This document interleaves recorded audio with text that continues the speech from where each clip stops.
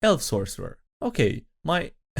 There won't be another turn, says the human fighter. Hey, what's up, very complex guy that clicks on SkyDieRay when they see it here. Welcome to another DnDMemes video. How are you guys doing? Hoping on a wonderful day today. Before jumping into it, I want to quickly kind of ask you if you want to take a moment to smash the like button. Helps out and takes a second, so thank you so much for that. And yeah, with that being said, I hope you enjoyed the video. Tom Hanks, remember what you did. Gary Gygax. I made a game about playing mythical creatures and killing demons. The media in 1979. Cries impact magic. Pimples, 0. Blackheads, 0. Number of short rests that my warlock's party takes, 0. I had to retire my character when he had enough gold to bring his entire family back to life. The mid-tier party on long rest, bonding over the grief and trauma of their dead parents and loved ones. The cleric, who's been walking around with the resurrection spell prepared for months.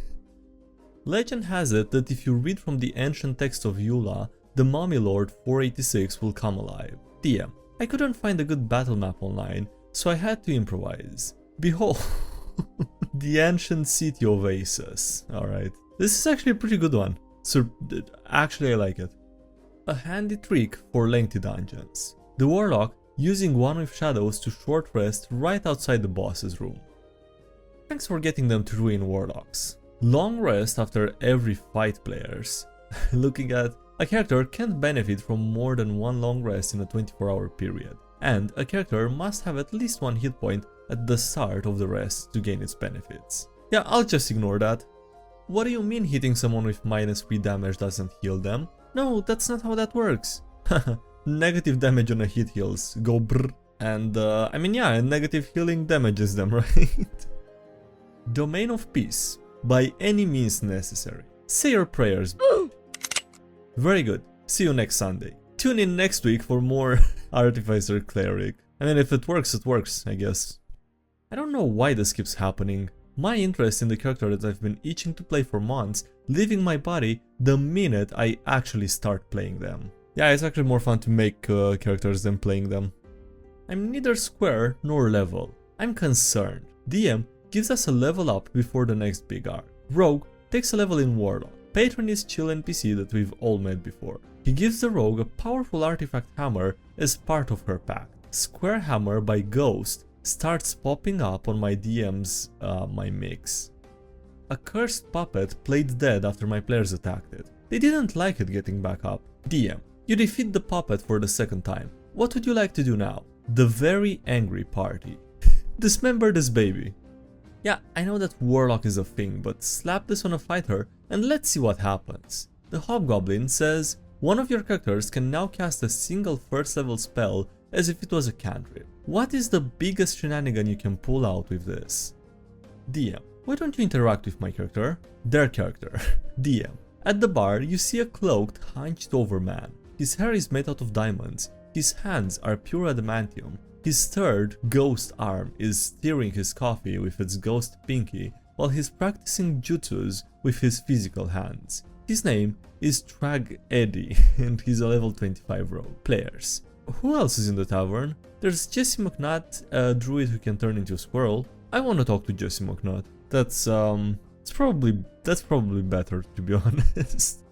War is like a game of chess, with gods on top of it, and instead of chess pieces, they're just brave, blood-hungry sons of bitches who love war. DM. As you approach the hostile city in your airship, you are engaged by the enemy's air defenses. What are they using? Ballista? Asks the party. Not exactly. Using a shovel against an F-117. Strike the navigation equipment and weapon storage, smash the pilot's cabin, hitting the body disrupts the radar absorbent material making it visible on radar, and dirt shoveled into the air intake ruins the engines. Oh yeah, of course, just throw a shovel at the at the airship, and I'm sure you should be able to hit it, right? It's not moving too fast and it's not too high in the air. So useless. Oh my god, these things are so useless. Okay, fire hydrant that's blocked, balcony that doesn't have a door, finds traps, very useful spell. And the last one is actually, I mean the last ones are usable, to be honest. This way, we have a whole new system for you to miss sessions for. The DM ponders his orb, trying to divine a way to get his players to switch over to Pathfinder. You just have players not making it to the Pathfinder game instead, you know, switching it up a bit, yeah. Don't bother counting the damage, your opponent is dead. Elf Sorcerer. Okay, there won't be another turn, says the human fighter. Never mess with the party's pet. Our party's pet, Baby Green Dragon, and the Duke of a city hating any and all monsters. And then the Duke, who tried to send hunters to kill our pet, and the now teen dragon ready to commit genocide on the city. Well, that's just gonna reinforce some preconceptions that he already had. I'm not saying it's a good idea to leave him alone or leave him be, but I'm not sure this is gonna help either. Admit it, you've all done it. DMs between sessions. You know, sometimes I can't sleep at night from thinking about all the terrible things I've done to people. And he can't sleep, but it's because he's very happy. Yeah. Sounds, yeah, no, that is pretty accurate. That's pretty much like a DM. Apparently, not all RPGs involve goblin rocks. Who knew? Does it really matter what system we all play? At the end of the day, we're all just rolling dice. Through the breach players. Well, technically. So that gun joke reminded me of something. Did you know that in French D&D, a wizard could arguably be able to cast spells using a quarterstaff as arcane foci? Baton staff, okay. It's permanent. The goblin looked worried but excited. And you say this will infect all those who come into contact with it, and they shall never be free of it. Precisely, I replied. So use it carefully and do not open it until you are far from here. And I handed her the jar of glitter. How to put the king to sleep in D&D 5th edition. And now you add in D&D 5th edition to avoid being put on the watch list. In-game, right? Yeah, in-game. Shitty character ideas. A paladin who's obsessed with maintaining a perfect hairstyle and always carrying a small mirror with them. They refuse to engage in combat until their hair is properly styled and will often ask enemies for hair tips mid-battle. Why would the enemies have any, first of all, and second of all, give the paladin any if they did have some hair tips? Sometimes I realize how lucky I am to have the friends I play with. Look, I can explain. You're running sessions every week, you get consistent sessions, we're lucky if we get one every other week. Wait, you guys are getting to play? I think I've played 2 or 3 sessions this year so far. I'm not very optimistic that it's gonna, get any better until the end of the year to, play more than another 3 at best. Average commoner hit points 4. Vicious mockery damage 1d4 psychic. The average commoner when a bard tells them your mom. Also spelled wrong, but apparently that doesn't matter. We all have that one player. Me, getting one good roll after rolling poorly all night. Critical fumble go brr. Marshall. Everybody thinks they can do this job. Go on then, smart guy. The caster, just doing it, I guess. Killing the marshal. Wow, it is harder than it looks. They really messed it up and killed another PC, huh? In-game, of course, in-game. Still probably one of my favorite moments from a previous campaign. Who would win? A meteor storm or a Spartan-inspired fighter with the shield master feat? All we need now is an old guy with canaries. The cleric of Bahamut, the paladin who swore to Bahamut, and the sorcerer who's Bahamut's great-great-nephew. I will take failure with triumph and couple of advantages. Failure, success, and critical success in D&D. In Pathfinder 2nd edition, critical failure, failure, success, and critical success. In Powered by the Apocalypse, 10+ for success, 7 to 9 success with complications, and 6 minuses GM move. And Genesis the dice with, I'm guessing that makes sense if you know the system.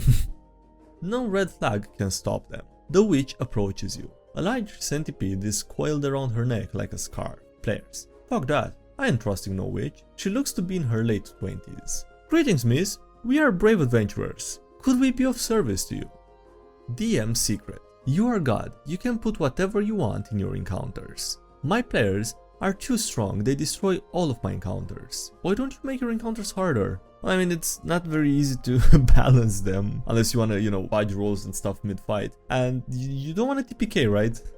The best way to beat the enemy is to kill them. Level 9 fighter.